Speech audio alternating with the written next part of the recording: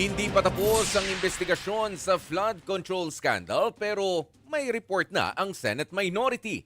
Ayon sa kanila, hearsay at kulang sa ebidensya ang mga paratang laban sa mga minority senators na sina Jinggoy Estrada at Cheese Escudero, habang idiniin naman si dating House Speaker Martin Romualdez. Narito ang report ni Mean Los Baños. Absent kahapon sa pagdinig ng Senate Ribbon Committee pero eto ngayon si Senator Amy Marcos. Nagsasabing dismayado raw siya sa itinakbo ng investigasyon ng Senado sa flood control scandal. Wala rin na bunyag. Ayaw ko sanang magsalita ng makakasakit o makaka-offend sa aking mga kasamahan. Pero yun naman ang nakikita ng mga Pilipino. Nakikita naman natin na parang wala namang pagtutuunan nito. Laging bitin eh. Kahapon, matatanda ang dalawang testigo ang nagdawit sa pangalan ni dating House Speaker Martin Romualdez at ang koneksyon umano niya sa mga diskaya, bagay na pinasinungalingan agad ni Romualdez.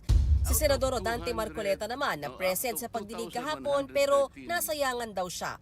Masyado raw kasing sumentro ang pagdinig sa maling coordinates na isinumiti ng DPWH noon sa Pangulo na dati na raw napag-usapan noong siya pa ang chairman ng Blue Ribbon.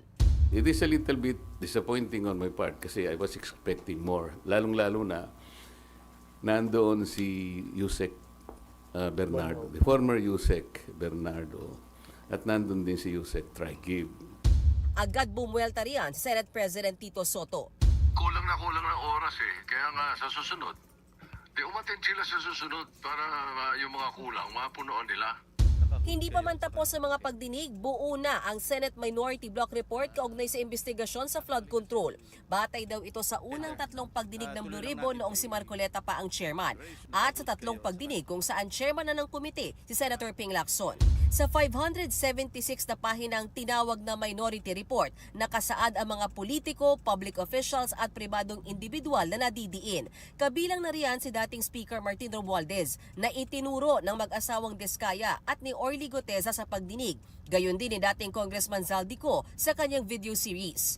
Kasama rin sa mga nadidiin sina dating DPWH officials Henry Alcantara, Bryce Hernandez at Roberto Bernardo. At ayon sa Minority Report, marami ang nagtuturo sa dating House Speaker na si Martin Romualdez. Yung arrows kasi, base sa nagtuturo sa kanya at mababasa nyo sa kanilang mga testimonies, individual.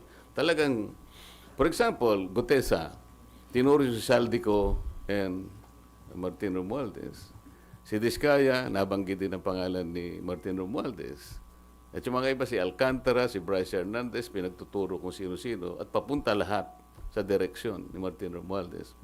Ayon sa report, bilang dating Speaker ng Kamara, hindi raw pwedeng basta maabsuelto si Romualdez sa mga pangyayari. Maaring kasabwat umano siya ng mga nangurakot na kongresista sa flood control o nagpabaya siya. Laman din ng Minority Report ang ilang dati at kasalukuyang senador na umano'y nag-request o nakatanggap ng kickback, kabilang sina dating Senador Bong Revilla at kasalukuyang Senator Joel Villanueva. Ang pagdawit naman daw kay dating Senador Nancy Binay at Senador Cheese Escudero pwedeng ituring na hearsay, maliban kung may matibay na ebidensya, habang kay Senador Jinggoy Estrada hindi raw malinaw at walang sapat na basihan. Kapwa miyembro ng Minority Bloc, sina Estrada at Escudero. 17 pangalan din ng mga kongresistang binanggit ni Diskaya ang nakalagay sa Minority Report. Ayon pa sa report, pwedeng kasuhan ng graft and corruption, direct bribery, malversation, plunder at paglabag sa Code of Conduct and Ethical Standards for public officials and employees ang mga mapapatunayang sangkot.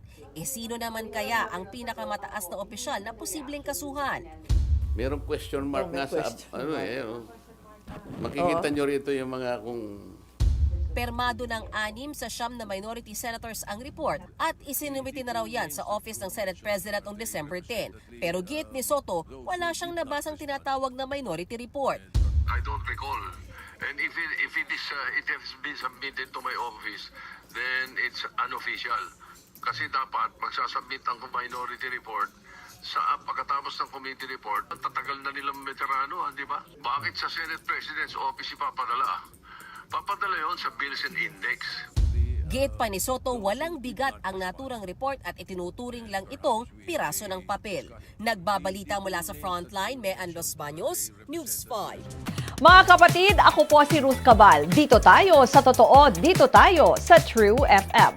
Mag-follow at mag-subscribe din po kayo sa aming social media accounts at True Network PH. Diyan po yan sa aming X na dating Twitter, sa FB, sa Instagram, sa YouTube, sa TikTok at sa mga podcasts. At syempre, tutok din po kayo sa Signal True TV Channel 19.